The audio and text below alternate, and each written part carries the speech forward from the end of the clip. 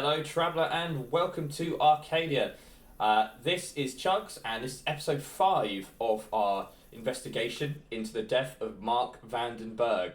As you can see, it's become a little bit messy in terms of the investigation, and during our last episode, we actually broke into the apartment of Junzu, and it turns out a girlfriend or someone else he lives with, and we get caught in the process, but not before making out with confirmation that Type A fingerprints do indeed belong to Junzu, or at least they are present within the apartment. So I've come back to the flats, I've had a shower, I've dried off, and now we're good to go to try and tie those fingerprints to Junzu in order to close this case off.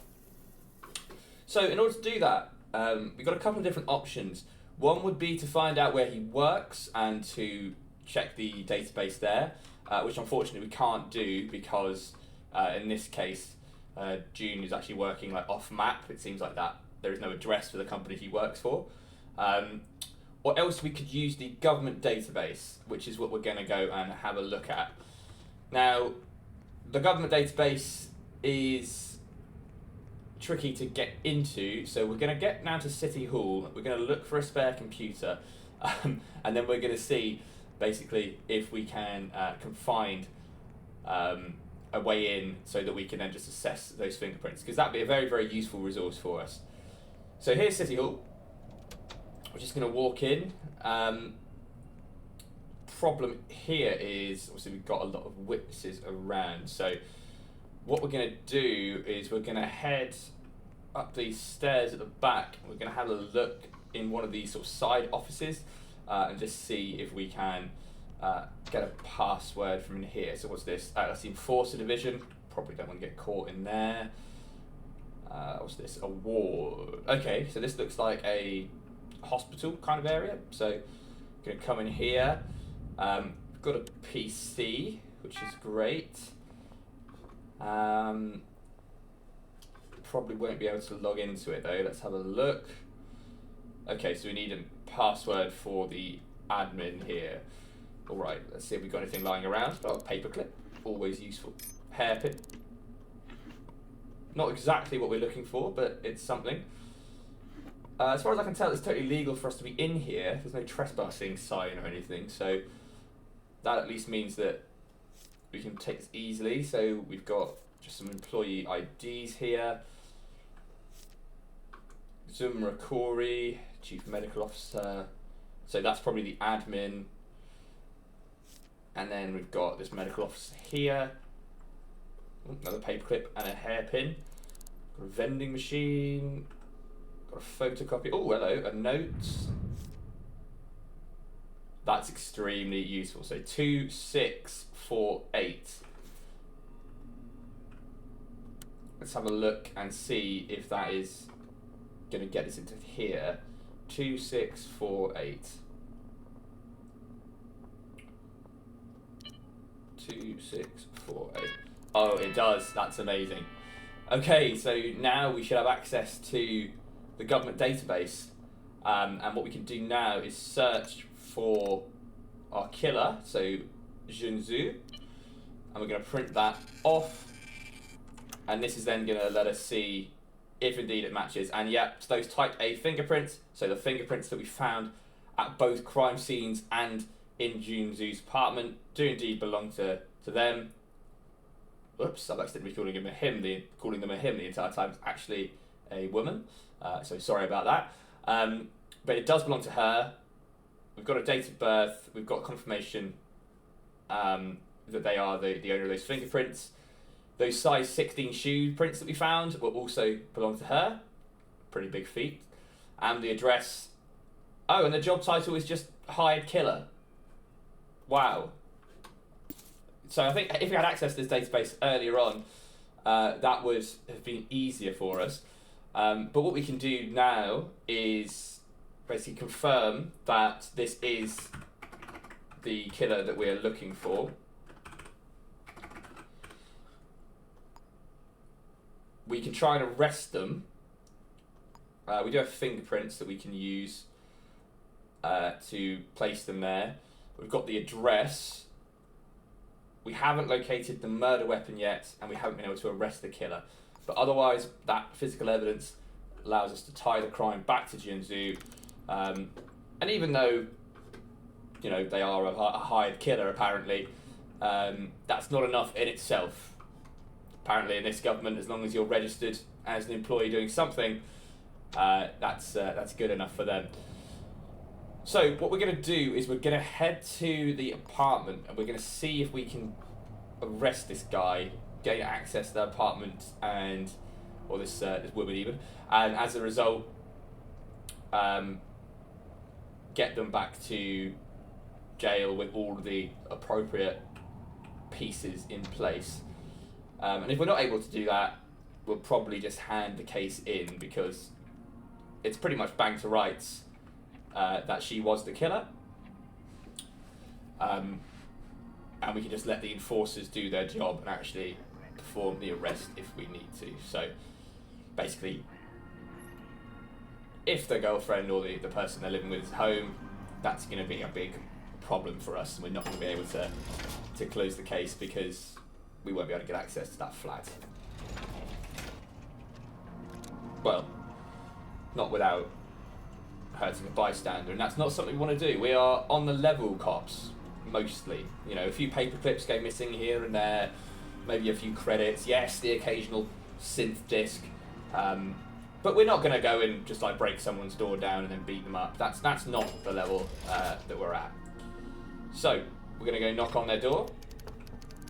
Looks like somebody's coming, and just from the silhouette, that looks like it's not going to be our killer. Because we saw them last time. So yeah, I think that's going to make it too difficult to actually perform that arrest ourselves. So yeah, don't mind me, I'm sorry for disturbing you. We're just going to head back to City Hall. We're going to hand in what we've got for this case, let the enforcers pick that up. And yes, we're going to miss out on a bit of a bonus as well for finding the murder weapon, which I suspect is either in that flat somewhere or on the person of Jinzhou. So those mechanics are slightly annoying, really. Like, we're not even allowed to be near that door because it's in that security zone, which means that we can't ask the person they're living with if they can let us in to have a look around, which means that anything we do there would be very illegal. But we can hand this case in. We have got a decent amount of evidence there. And hopefully we've got this all right. So let's see what we got. So, killer, we're correct. We didn't arrest them. We did have evidence, and we did know where they lived. So, we got a decent result out of that. I would say that that's some good work. And we've got social credit as well, which is great. New perk, you can now purchase apartments in the cities. Awesome. So we're going to head back to our apartment now. That's where we started the episode, where we had our shower. So we're just going to route back there. And then I guess collect ourselves a little bit before we head back out and start solving some more crimes. So just up these stairs here. And over to our apartment. And oh dear, it looks like a crime scene? Oh no, we've been repossessed. The Joint Corporation Housing Consortium hereby takes possession of this property and all contents within accordance with corporation legislation. Any attempt by the former tenant to break back into this property will be charged as a criminal act. Oh dear. Well, to be fair, if they warned you it would happen if you didn't make the payments, and we still didn't make the payments, that's not great. But it looks like we need to get over to this flop house for ex-cops by the sounds of things. So we need to go find a city directory. I'm too much of a broken man inside to use the phone in the apartment that we used to live in. Even just saying that hurts. So we're going to go into this laundromat, have a look around, see if there's a phone we can use. Looks like no luck there. and then we'll head over to a bar or something, maybe drink our sorrows away at the same time as calling this flop house, they called it, which I assume is going to be pretty grim. There's another laundromat. Didn't have any luck in the last one. The Ink Rabbit Grub. Yeah, here we go. We've got ourselves a phone. So we are going to call a Maria Doherty. So D for Doherty, M Doherty.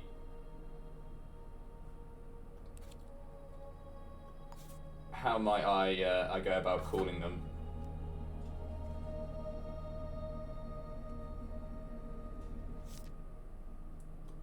City directory, Maria Doherty. We know where they live. That's not great. I mean, that's something, but it's not what we need to know. So I guess we'll sort of plot a route to them. Maybe we pick up the phone. We can do this.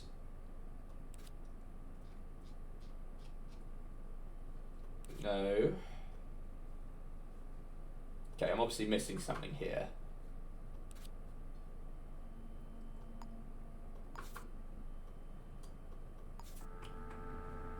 Maybe we just knock on their door. I think this is actually going back to the building we were just in, so maybe they're just our downstairs neighbour. So if we just knock on their door here. You gotta help me, Maria. I'm a cop down on my luck. I'm out in the streets.